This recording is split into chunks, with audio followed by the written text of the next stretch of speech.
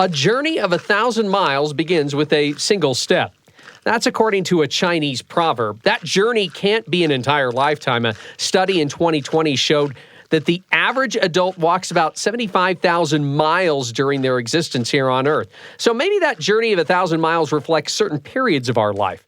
For example, my current journey of 1,000 miles includes taking care of my wife and 2 kids, writing the Big Stories podcast, and trying to find time to walk more instead of just sitting around and typing scripts at my desk.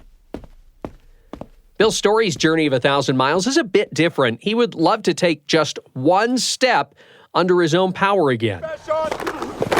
When he was much younger, he used to be able to run and block the big guys in front of him as an offensive lineman for the Southern Illinois Saluki's football team. He was a big man that could move and had a power base to stop a defender. But Bill's current goal is to saunter onto the Saluki Stadium field one more time. I just want to get there first. It won't be easy because Bill barely has any legs. That hasn't stopped him from walking. If I hadn't been present for it, I almost wouldn't really believe it. I know I'll probably never see that again. Beyond impressive. This is BYU Radio's Big Stories, telling the amazing and inspiring tales from the Big 12 and beyond. I'm Cleon Wall. In this episode, Bill Story's 1,000-mile journey to taking one single step. I'm here to visit with Bill Story. Okay. I am 4402. My journey to telling Bill Story's story begins in Gainesville, Florida. He lives in a 4th-story apartment not far from his son, Deac. Come on. Hello, my friend. Okay, I was just getting ready to head downstairs. Oh, I'm glad you didn't. Okay. Come on in. How you doing? Bill backs his wheelchair into his apartment and allows me to set up my recording equipment on his little dining room table, which is one step from the kitchen. If you go a step in another direction, you're almost next to his bed. His domicile is small and simple. It's just the way he likes it. I didn't need a lot of space, and it does get kind of tight, like going in that bathroom there, but it worked out real good. As soon as I sit down, Bill wants me to know that he is a God-fearing man, attending online services with the New Olivet Worship Center in his boyhood home of Memphis, Tennessee. It also has helped me to develop my spirituality and everything. You know, I've made some changes in my life since I've been at that church. And he has no problem showing pride for his alma mater, Southern Illinois University. He's wearing a gray SIU t-shirt and a pair of baggy gray shorts. Those shorts cover the entirety of what's remaining of his legs. Bill is also wearing a big smile on his face. You can barely see his eyes when he's flashing those pearly whites. So I ask him why he's always smiling after losing his ability to walk. I mean, it's been a complete, real challenge, an ordeal. And just going through it, I looked at it one or two ways. If you remember in the Shawshank Redemption movie, and Morgan Freeman made that statement. He said, you got to either get busy living or get busy dying. And that's the way I look at it. To understand how Bill Story overcame a double amputation and got busy living again, you have to go back to his first journey of 1,000 miles, when he was growing up in Memphis. Orange Mound was one of the oldest black communities that had businesses going in the nation. And it was me, my mother and father, and my sister, just the 4 of us. We lived about 2 blocks over from the elementary and high school. A lot of us that lived in those certain zones got a chance to go to that one school 12 years. We ended up being involved in the 12-year society. This is where Bill learned to play football. We had street teams, and we would play each other. We would play championships. Like Cellar Street is where I live. We would play Dallas Street, or we might play Hamilton Street, and we'll meet somewhere and play each other. He then started playing for Melrose High School in the 9th grade, but quit after his freshman season. I just figured, well, I like music better, so I was going to go to music. And when I actually decided to do that, the coach that I had, he told me that, you a big old story. You don't want to play football. You just want to be a big old thug. I mean, he talked about me bad every day. And I even got where I would go around the gym and wouldn't even go through the gym. And so anyway, I went back out in the 11th grade and I played. The football coach saw the makings of a great player, but that doesn't mean he took it easy on Bill or his teammates. High school was completely tough. And I mean, it was tougher than college or in professional. Because I had a coach that in July and August, we would practice 8 hours a day. The Golden Wildcat football players entered the stadium at 7 a.m., and the coach locked the gate behind them. He was kind enough to give Bill and his teammates a break for lunch, but Bill didn't want to hang around the stadium during his downtime. I had one of my classmates, he lived across the street from the stadium, so his parents had air conditioning. But the only way for us to get out to go over there during a lunch break, we had to climb over this 10-foot fence to get there. So we would do that, go up to his house and just lay in the floor and come back and go back to practice. We lost the city championship 3-0. After that first year, my coach told me, Bill, he said, last year we practiced 8 hours a day with an hour lunch break and lost one game. He said, next year we're gonna practice 9 hours with a half-hour lunch break and we're gonna win every game. And the next year, that's what we did. Freaking lost to the same team the next year in the city championship. In 2 short years, the 6'3" lineman made an impression on college football coaches. He committed to Tennessee State along with a few of his friends. Then he took a recruiting visit to Carbondale, Illinois, and the campus of Southern Illinois University. After I had gone up to SIU and I saw that, I just liked it. It seemed like it was more modernized and everything. Bill's second 1,000-mile journey commenced when he enrolled at SIU and became a Saluki football player. Other Memphis natives also matriculated up the Mississippi River to Southern Illinois. Everything seemed to be in Bill's favor. He was on a nice new campus with guys he knew from his hometown. But something wasn't right. SIU didn't feel like home. At that time we went there, it was 14% black.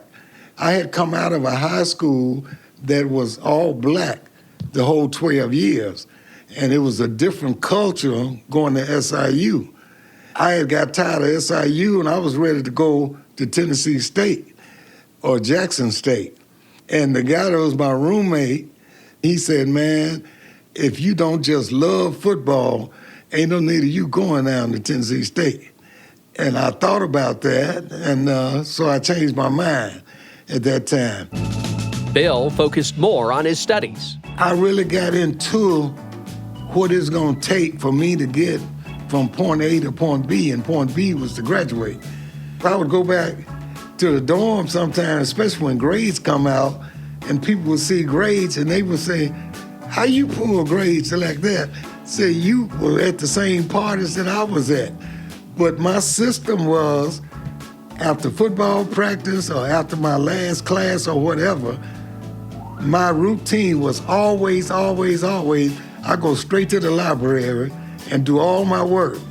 Okay, so Bill did have fun and attend parties along with studying like crazy, and people were just drawn to him. We formulated a group of guys of tight buddies, and we call ourselves the party people. Jerry Hardaway was a Saluki tight end and one of Bill's teammates. Of course, Jerry had a different name for the big offensive lineman. Deac story. The thing you got to know in the Southern religions, Baptist religion, the deacons led the church. And so that's part of the way he got that name. He was our leader.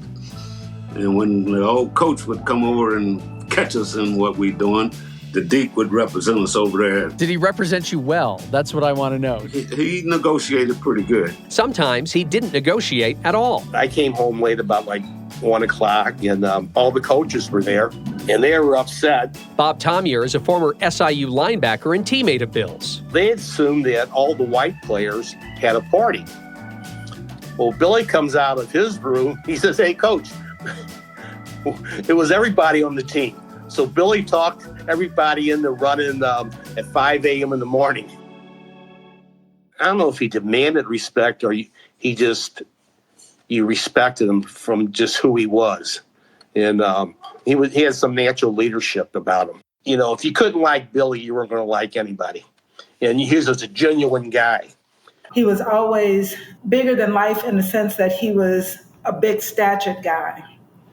But he was always very relatable and cordial and easy to be around.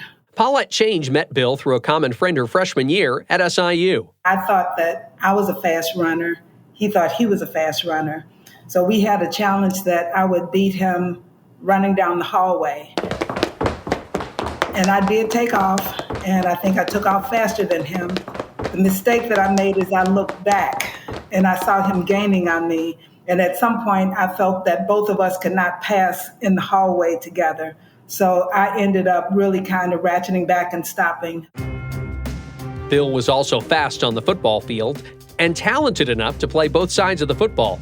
But Big Bill preferred to play offense. It's always a constant thinking process. And that's one of the things I liked about offense. If the defenses changes, the calls will change. And if the quarterback changes the play, that'll even change the whole blocking scheme. It was always a chess game. He was a big man that could move and had a power base to stop a defender. And he was mentally smart to know all that he needed to do in the position. Our senior year, and we didn't have a very good year, but you could tell Billy was just that he was going to play at the next level. And we played Tampa that year, and there was a guy named John Matusik who ended up being a first-round draft choice. And he was, Billy was playing against him. And, when you're on defense, you're not really watching the offense too much, but took notice of, Billy handled them real easy. And it kind of set him apart. And I think that's probably one of the reasons Billy probably got drafted. Bill's next 1,000-mile journey, professional football. When we come back, Bill's story succeeds in football and life, then one step changes everything. This is Big Stories from BYU Radio. We here at BYU Radio not only like telling good stories from around the Big 12, but also stories about the BYU Cougars. So if you want to find out more about the Cougars clad in blue, you can check out the Deep Blue podcast. It's hosted by Jason Shepard. You'll hear from both past and present BYU athletes and coaches. They open up about their personal journeys, challenges, and triumphs. Deep Blue offers a unique glimpse into the lives of these remarkable individuals, showcasing sides of them you won't find anywhere else. It's a podcast that not only brings you closer to the Cougars, but also uplifts and inspires with every episode. Don't miss out. Download and subscribe to Deep Blue wherever you get podcasts, or you can always find it on the BYU Radio app. Welcome back to BYU Radio's Big Stories. This is Bill Story's 1,000-mile journey to taking one single step.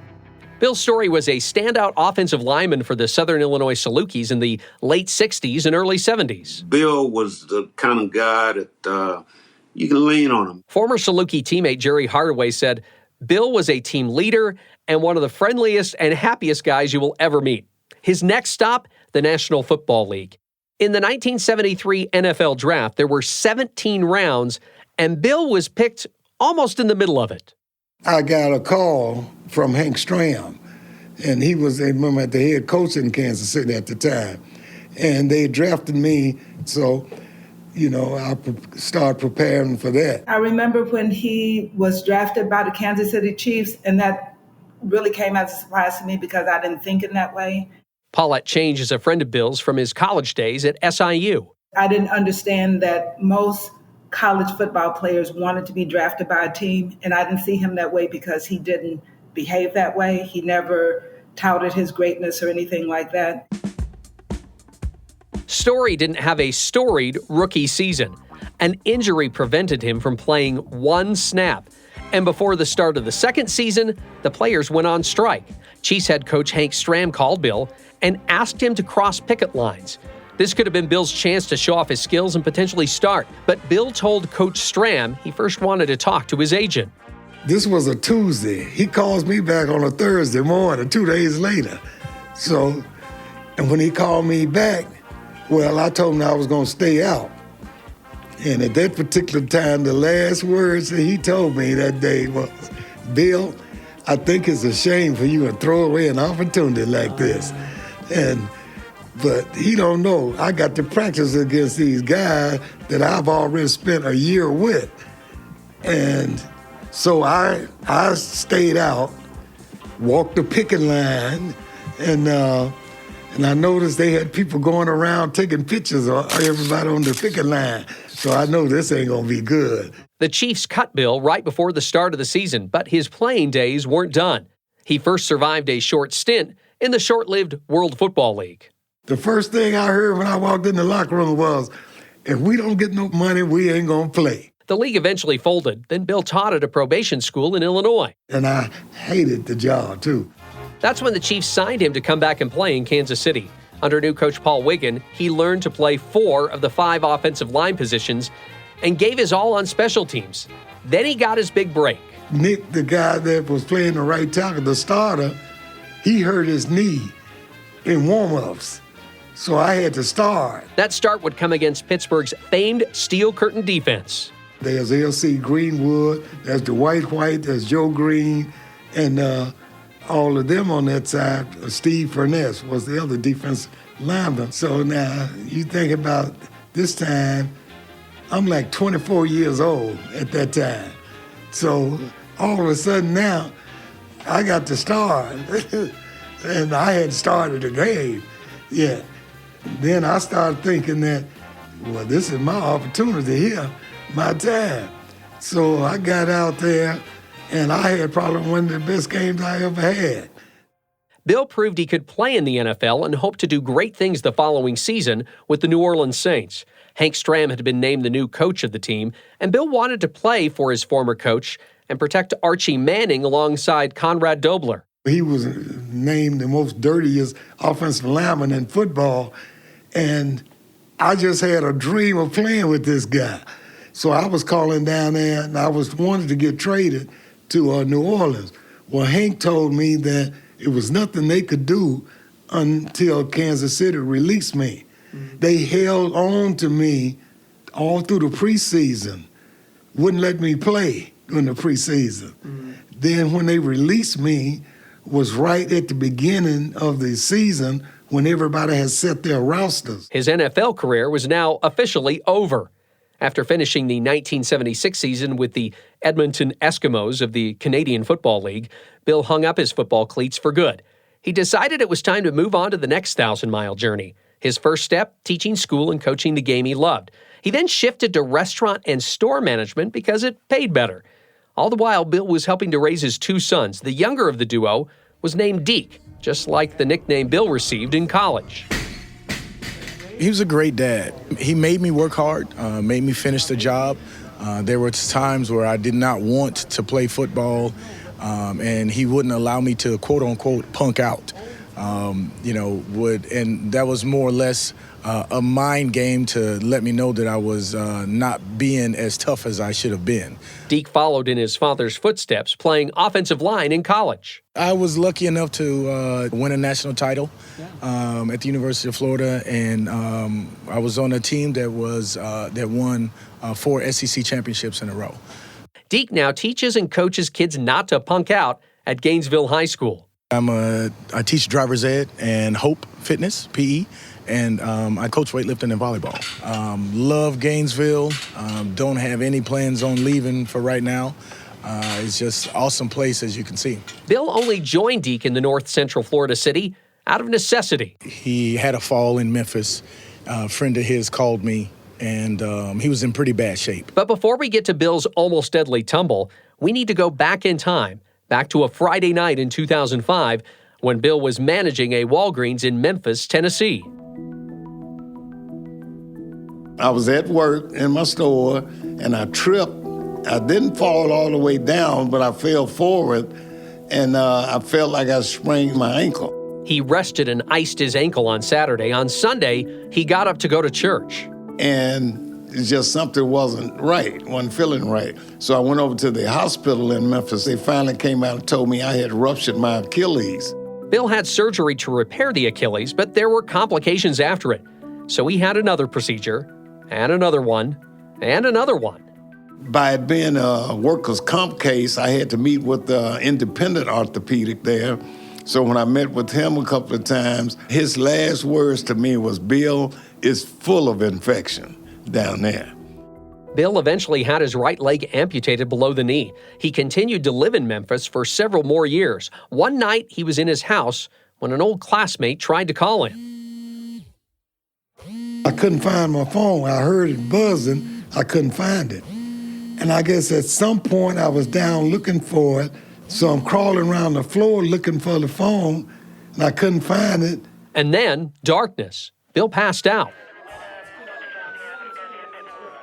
When he woke up, police officers, firefighters, a couple of neighbors, and his former college roommate were in his house. He had came and I guess peeked through the window and saw me in the house, I guess on the floor. So he went and kicked the back door in. And he came in the house and then went and got them. Matter of fact, I'll probably end up dead in Memphis if he wasn't hadn't around. stepped in. If he hadn't stepped in. That's when Deac got the phone call, and he insisted on moving his father to Gainesville. His amputated leg wasn't doing so good. They had me feel the leg, and it was cold. And so there was no circulation going there. So they recommended that they would have to do another amputation on the same leg. So we just went ahead and did an above the knee on the right leg. During the process, the left foot started turning colors. The one leg that he did have left was basically killing him. It really was. Without trying to get too graphic, but just imagine taking a blowtorch to one of your feet. And that's what it more or less looked like. So somehow an infection, I guess, went over to that side. It was easy for me to say, well, that thing's got to go. But it's not me that's sitting in the hospital bed. The thing going through my head was, oh, no. And I asked what options did I have? The only choice, and there's really no option because if it got worse, you could end up dying. So the option was either do it or die. So it was an easy choice then. Bill had his left leg amputated. His next 1,000-mile journey would be without legs. The possibility of him taking any more steps in his lifetime looked bleak. So when I first met Bill, it would have been in the rehab setting. He had transferred to us from the hospital. Morgan White is a doctor of physical therapy. To say that the evaluation was easy or straightforward, that would be a total lie. He just had a lot of complications from the hospital with muscular stiffness, loss of range of motion, and complete immobility. He's what we would call a completely dependent resident at evaluations. He was not in his right mind. The only thing that he would repeat to me, he could tell me his name, okay? But when I would ask him any other questions, the only thing he would say to me on repeat was, I can't even say it without laughing, I'm just a big ham. I'm a big old ham. You're rolling me around like a big ham. They move you around with a Hoyer lift. Mm-hmm. So you hanging up in the air. So I feel like a big ham hanging up in the air. Bill hated the lift. That was just extremely, extremely painful. He told Morgan as much. I said, well, we'll use a sliding board, which is just like a small wooden kind of a bridge between the bed and the wheelchair. And what people do is they use their arms to scoot out of the bed. It was an eye-opening experience for him to where, okay, well, no, I don't have any of my legs, but I have the physical capability and the drive to want to be able to do this for myself and to have that independence.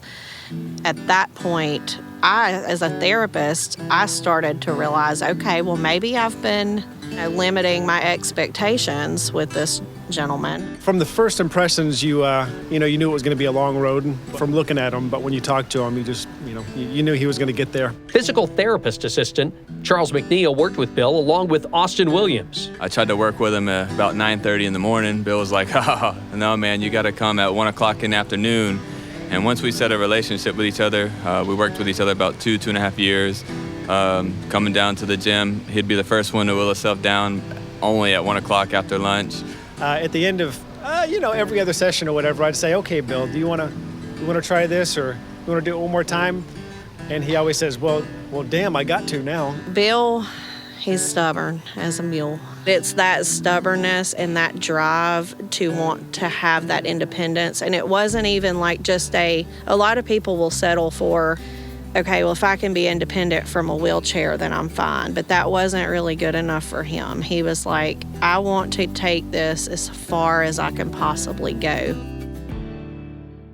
That meant getting out of the rehab facility and walking again. We had things where they had different exercises that we do, and they would be just to see how long I could stand up on my knees. Bill first learned to walk on stubbies, which are prosthetics that put you near the ground. Then he was approached with new technology. The prosthetic company that I met with told me that they had these new prosthetics with the computers in them. They said, you could probably be a good candidate for this.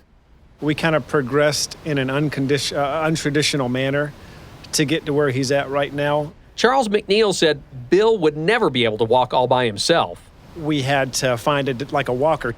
We had to counterweight it to balance while he's transitioning from sit to stand. So once he's on his feet, he does well. It took over 2 years for Bill to walk again. Bill proudly showed off his fancy electronic appendages inside his apartment. I asked him to give me a demonstration of his new legs.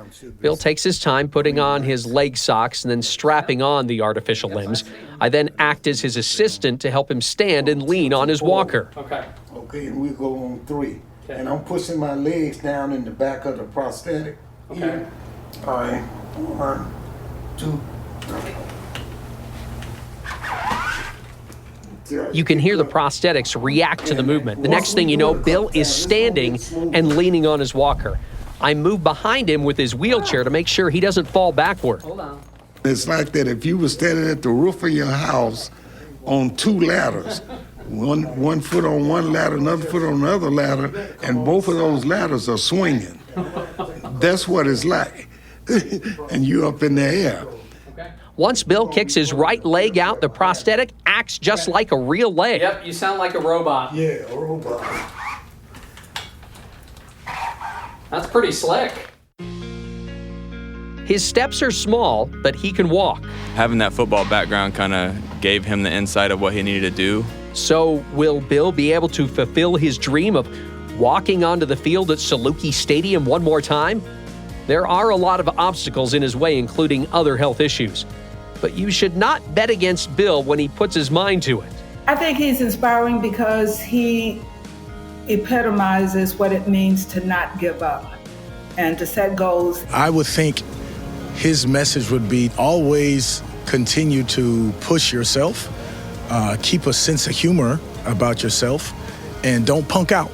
The fact that we got to see like that final goal through fruition, and this man that was living in a nursing home who we thought would be bedbound to actually get to go out and be independent in the community. Sorry, maybe teary-eyed, but to get to see him to go out and live, he's got a new life. He's touched a lot of people, yeah. And I know this is his goal, like he wants to reach other people. It's really amazing. Bill Story's 1,000-mile journey to taking one single step is produced and written by me, Cleon Wall, with help from Whitney Sheffield. Music and post-production by Kevin West. Make sure you watch BYUtv's Big Stories by logging on to BYUSN.com. BYU Stories is a production of BYU Radio.